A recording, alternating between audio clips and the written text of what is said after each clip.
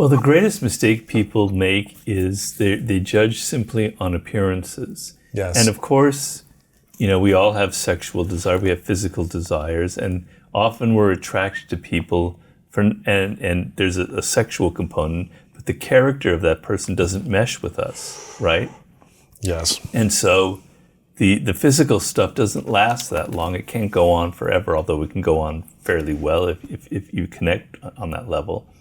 But it kind of dies down at some point, and then you're confronted with their psychology, their personality, their character.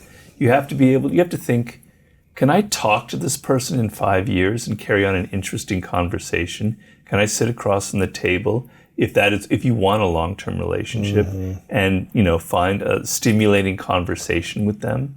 Because that's really what it ends up boiling down to. And so you really want to be able to also judge their character. And if you're able to look inside the other person a little bit and to see a kind of deeper connection between you, I believe that the sexual part, which is extremely important in any relationship, will actually be intensified and heightened, right? As opposed to the immediate kind of animal attraction that we have to people. So if you deepen your connection to that person and love is involved, where you actually feel a vulnerability to them in this kind of back and forth electrical charge, I think the physical component, the value of it increases. Right. So that's the number one mistake people make, Do people have sex too early? Well, I don't know what's going on necessarily with young people right now. I know the hookup culture is still pretty strong, and guys are watching a lot of porn, and so that's probably a tendency. And in the traditionally, and things have changed, it was the woman who had more to lose by becoming pregnant, who tried to keep the sex at bay for at least several weeks or months or longer, and that's kind of been lost. But yeah, I think the fact that the falling in love process generally takes time, right? I mean, we do have love at first sight, and it is a real phenomenon, and I've had it myself. Really? Yeah. But the idea, so there's a famous French writer named Stendhal who wrote a great book called On Love, one of the greatest books written about love. It was in the early 19th century. And he compared to falling in love to what he called crystallization. And it's based on this thing where you would throw a piece of wood into this mine in Germany somewhere at Salzburg, and then you would pull it out like a week later and it would be filled with all of these brilliant crystals. And he compared that to the process of falling in love. The person is just who they are. They're like a trunk of a tree. But your mind kind of puts all these qualities on them, crystallizes them into some kind of ideal figure, right? And so that mental process takes time, right? It requires also some distance and some fantasizing, sort of basic elements of human psychology. So what do you mean by distance? Well, like don't spend all your time with the person in the first month. And if you're having sex right away, it's too close, it's too intimate, it's too early to be able to go through that process, right? And often, there's usually a letdown after that initial sexual encounter if you have it too early, right? Whereas opposed to letting time go by and letting the other person begin to think about you and fantasize about you, and in their mind sort of imagine some interesting qualities about you and fascinate them, which is what he calls this crystallization process. I mean, literally think of it that way, that you're having you're in their mind, they're kind of forming this sort of ideal crystalled image of you, right? And it takes time, and it takes some absence. It takes the ability to say, you're not in their face all the time. You disappear for a couple days, a couple weeks or whatever, not weeks, but a few days. You let them think about you, and you let that kind of spell, because seduction and love is kind of a spell that you're casting, right? And there's an art to it. And so the mistake people have is they're in too much of a hurry, right? Too much in a hurry to what? Have sex, to fall in love, to... Yeah, or to have like a really, intimate relationship or to get married or whatever it is. In general, in our culture, people are too much of a hurry. They're too much of a hurry to make money, too much of a hurry to get attention, And it also involves, in romantic relationships. Right. Right. So what's the difference between seduction and love? Well, I maintain that the process of seducing is making the other person fall in love, right? The process of seducing is getting the other person to fall in love. Huh. Could someone fall in love without being seduced? Without seducing them? No. Even in love at first sight, there could be like a moment of seduction that turns into that, or how does that work? Well, even in love at first sight, which I say I've kind of maybe experienced, it doesn't necessarily lead to something, right? You still have to go through a process where the other person's character, that you start idealizing and romanticizing and thinking about them. Even that immediate attraction, there is still the seduction process that has to go on. Sure. Right? And so, I try in the art of seduction, I make the point that political seduction, marketing seduction, social seductions, because in your office you're continually seducing, it's the same process.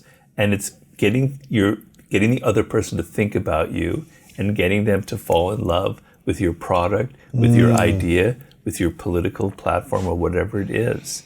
And that process of internalizing that other person, of having their presence, their spirit or whatever inside you, inhabit you, and you're thinking about them a lot, is a process of falling in love, right? So it doesn't mean that there aren't seductions where you're seducing the other person and then it's over after a month, right? It doesn't necessarily mean that it's going to lead to a relationship. But I separate seduction from just having sex. Yes. So if you go to a bar and you pick up a woman in the bar and that night you go back to your place and you have sex, that's not seduction, right? Because we are psychological creatures, right? We're not animals. And the process of actually having our emotions engaged by the other person takes a lot deeper process, right? It can't happen quickly, it can't happen overnight. So seduction isn't like, pickup artists don't really like the art of seduction so much. Why is that? Because it's not quick enough for them. I'm telling you have to go through these steps. I don't want to have to go through all these steps. I don't have to wait 3 weeks to sleep with her or a month. I don't have to surprise her and give her gifts, or I'm talking about from the male point of view. Sure. Do all of these things that Robert talks about. I want it quick. Some of them aren't like that, but some of them are. And so there are plenty of books written out there about how to pick up women or guys in a bar. But the seduction isn't about that. It's something else. It's something more elemental. And I talk in the art of seduction about how it goes back to our childhood, how we are incredibly vulnerable to the emotions of other people. It begins with our parents, right? And the sense of, we internalize their presence. We're thinking about them. We have this kind of very deep emotional attachment to them. We're seduced by our parents in some ways. It kind of sets a tone from early childhood, this need to feel vulnerable to other people, right? That's the thing as well is, it's a lot of people mistake seduction, and that's the reason I wrote the book. They have really bad ideas about it. What do they think it is? Well, they have an idea that it's this kind of cold process. Typically, it'll be a male seducer, but it can be a woman, and they're really conniving, and they're coming up with all kinds of tricks, schemes to get the woman or man to fall for them. And either they're after money or sex or something else, right? And actually seduction is a matter of vulnerability. It's making yourself vulnerable to the other person. Really? Yeah.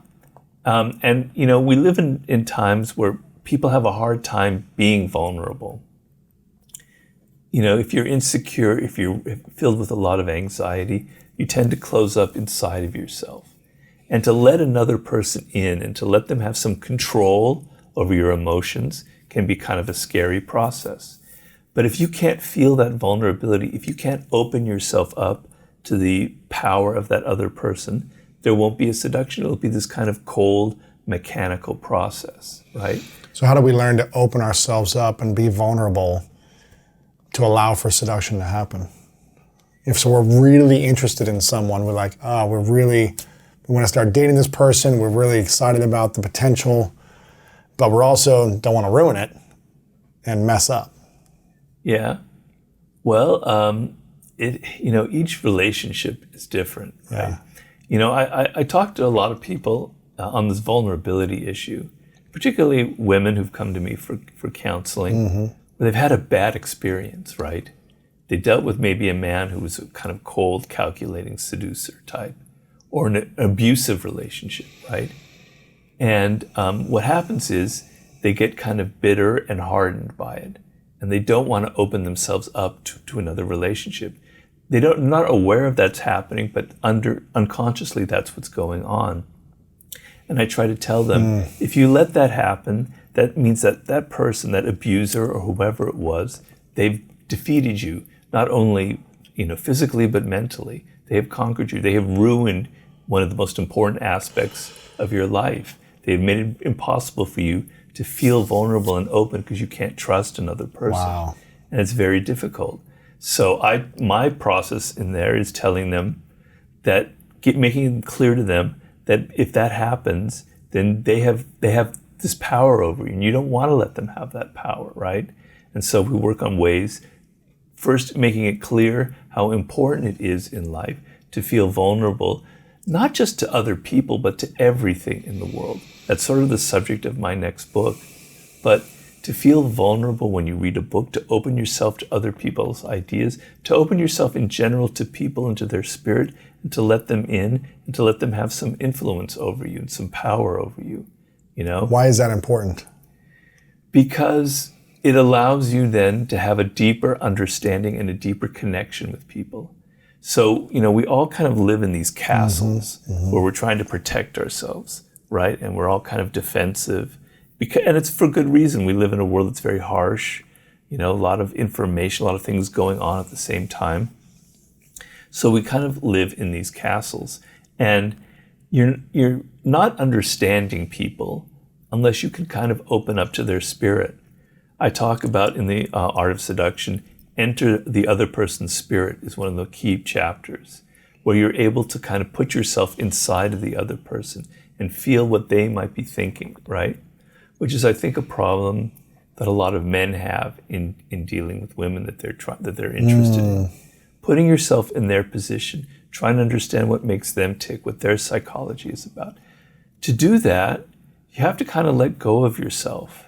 You have to be willing to kind of float and let yourself go into them, right, and open yourself up to their spirit, and not assume that you know everything about them or that all of your ideas are correct. So vulnerability is a very important element that we must have in this world in order to be able to have empathy and to be able to understand people. Is it, you wrote a book about the laws of power, the 48 laws of power. Is this, different than the laws of power, the seduction strategies where you're being more vulnerable as opposed to, Well, believe it or not, I wrote The Art of Seduction as a kind of, not a sequel, but it kind of played off the 48 laws. Okay. And there were a few chapters in the 48 laws that dealt with seduction, such as use absence to create honor and respect, or make others come to you, or create compelling spectacles. There were at least 8 or 10 of the 48 laws that were very sort of seduction oriented. And the idea is we all want power in this world, I maintain. That's sort of my key thesis that drives all of my books. And it's not power just in a political sense. It's the idea that you have some control over your fate, control over destiny, right? And control and the ability to influence the people around you. Well, seduction is the ultimate form of that kind of power. Really? That's what I talk about that in the 48 laws. It's a form of soft power. So people, if you seduce them, they're not even aware that you have gained this kind of power over them. They've opened up to your influence. It's kind of hypnotizing in a sense, right? It's like this, you're not even aware. Yeah. Just being hypnotized by someone's message or their brand or their product or their political message as well, I guess, right? Yeah. You're just like, I like this. I don't even know why I like this person. Right. Interesting. Yeah, because if people sense that you're trying to get power over them, if they sense that you're scheming, that you've read Robert's 48 Laws of Power or whatever, they get defensive and they close themselves off to you, and you can't move them, you can't maneuver them in the right way. I know about 16 years ago, when the pickup artist thing was really big and hot. With the game and The game Neil, and everything. yeah. Neil's a friend of mine, he's a great guy. Great guy. But, every woman in Los Angeles, where I live, had been approached by a pickup artist. Right. They all knew the strategies, the negging, all that kind of, the little, Putting them down and this, yeah. Yeah, they knew all of it. And so it didn't work anymore. It lost all its power because everyone had been exposed to it, right?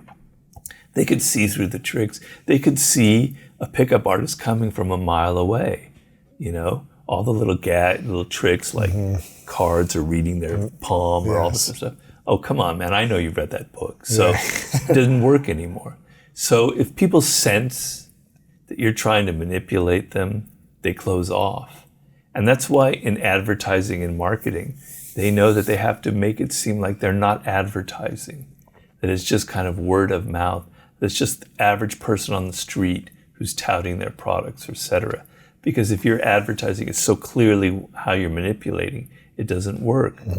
So the trick in seduction is to have such a gentle touch that people don't even understand what's going on.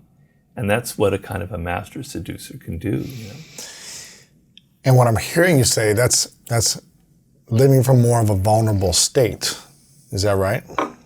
Being open to being vulnerable, or? Well, there are people who are cold seducers and they seduce women, but I don't, there's kind of a limit to it as well. It's not the kind that I'm interested in. Gotcha. So I've known a lot of really great seducers. There was a person in Paris who was sort of the greatest seducer I ever personally met. He was this Brazilian guy in Paris, very tall, very handsome guy. But he was the most brilliant seducer I've ever seen, right? And I've known others as well. What did he do? Well, I say it was this kind of openness that he had, and you could call it a vulnerability. It was a kind of a childish, boyish quality.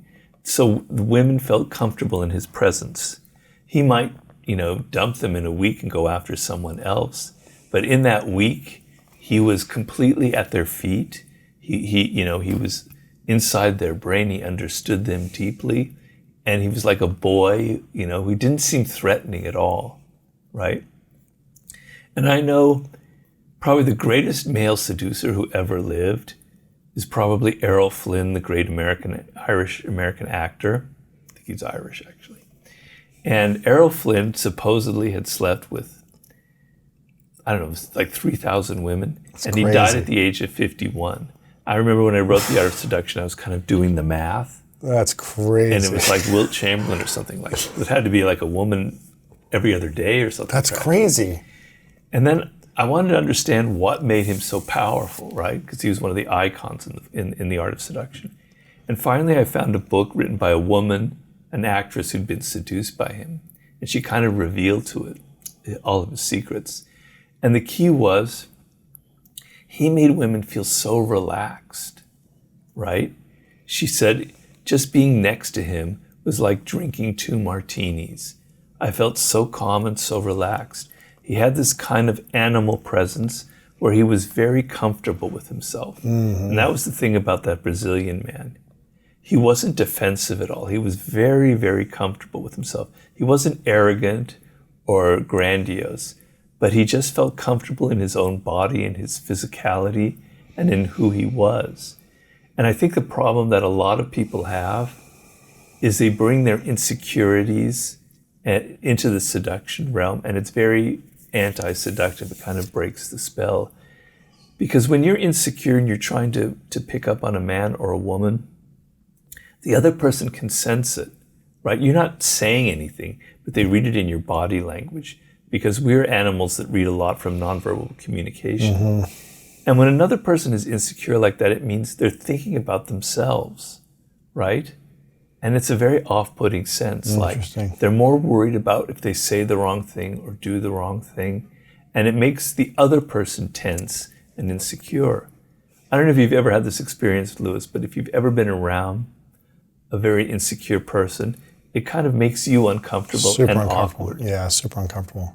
So probably the most important lesson I tell people in the realm of seduction is to be able to project a degree of confidence and calmness and comfort with yourself are probably the most important qualities.